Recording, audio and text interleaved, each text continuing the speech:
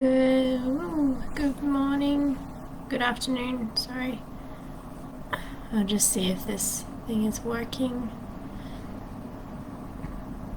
Alright, good afternoon, everybody. I don't have anything in particular I want to talk about today. I just wanted to check in again. I am probably going to schedule my event that I mentioned yesterday in yesterday's live about the concept of just spending a bit of time writing down negative words or negative phrases that we think of, and then writing the opposite of them on the opposite side, and even do multiple positives that reflect the opposite of that negative. So anyway, I'll probably do that for about 6 p.m. tonight, Australian Western Standard Time. That's in Perth. If you're located somewhere else or you can't make it, you're welcome to join later and watch the replay. Anyway, so what has happened today? So I did messy play this morning. It was freezing cold down at South Beach today. Yeah, it was pretty freezing cold, mostly because it was windy. And anyway, this morning I listened to a podcast on the way, or audiobook on the way to Messy Play, about the concept, Mel Robbins' 5-second rule book. She's the author of The High Five Habit as well, something else I've mentioned in previous videos or in previous posts. She's also the one who developed the Looking for the Heart challenge. And I think she also developed the concept of, or shared the concept of high-fiving each other whenever you meet, instead of, just saying hi or whatever. Giving each other a high five, because it's a mutual celebration of each other's existence, and it brings a bit of positive energy about the place. So I was listening to her audiobook, and there's a lot of key points I've brought out of it, and it's very hard to summarize. I'm still practicing how to be concise. But before that, I saw a live video in another event, and hopefully I'll be able to link it in the bottom, in the comments. In another group, there's a lady called Melissa that I am friends with or follow or whatever, and she was talking about the concept of short-term versus long-term satisfaction, and the concept of deciding or making decisions based on a short-term satisfaction rather than long-term, and what sometimes the consequence is of making those short-term satisfaction decisions. For example, eating junk food because you're feeling stressed or low about yourself, or just generally emotionally eating. This can apply for spending money as well, where you are short-term, like you're binge shopping online, or go to the shops and you just spend because you're stressed, or it provides you short-term pleasure, but in the long term it affects your ability to save or your ability to stay healthy. And yeah, she just made some really interesting points. If I'll leave most of the points to hopefully be able to link it, but they're some of the key points that I took away from it. Moving forward, the second thing that I was listening to was, Mel Robbins' 5-second rule. And she has some really good points about using that rule. So again, it's probably best to listen to her book or her video or whatever. I'll see if I can link the YouTube clip to her TED Talk about it as well in the bottom. But she talks about the rule of basically counting 5, 4, 3, 2, 1 every time that you hesitate and make a decision. And make the decision based on what your goals, what supports or meets your goals, your goals in general.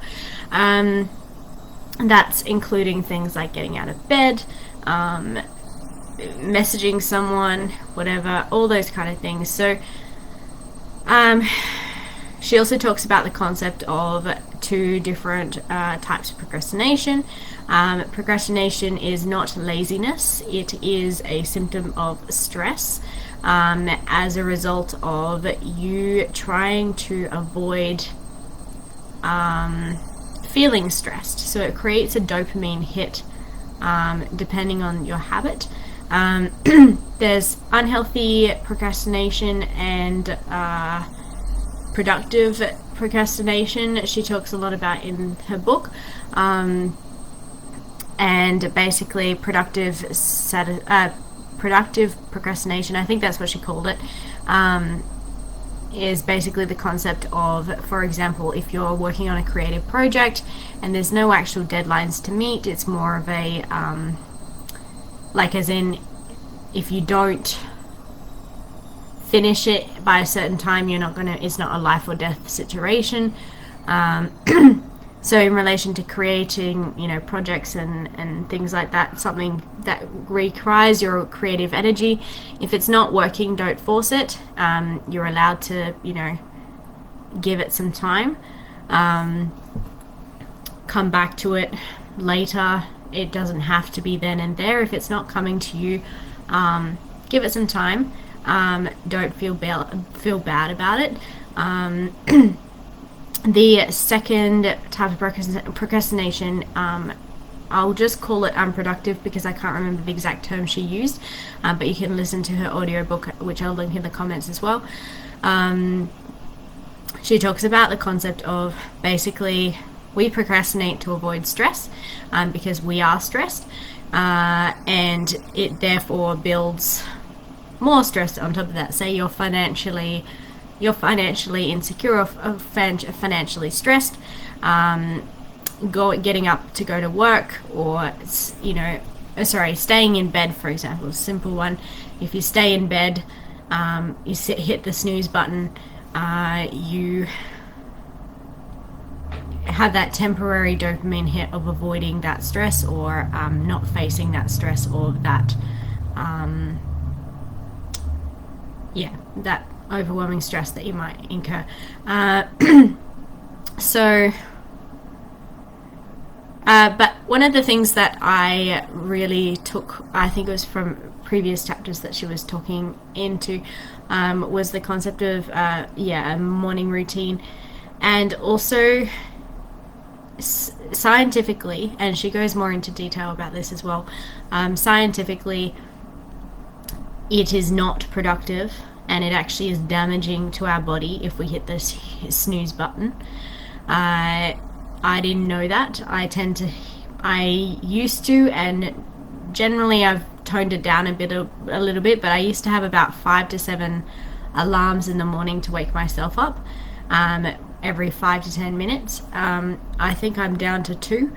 And there's a scientific thing about the concept that our body goes through cycles, a sleeping cycle through our sleep. As we know, we've got the REM and the rapid eye movement, or whatever. There's different layers of sleep and different cycles of sleep that we go through.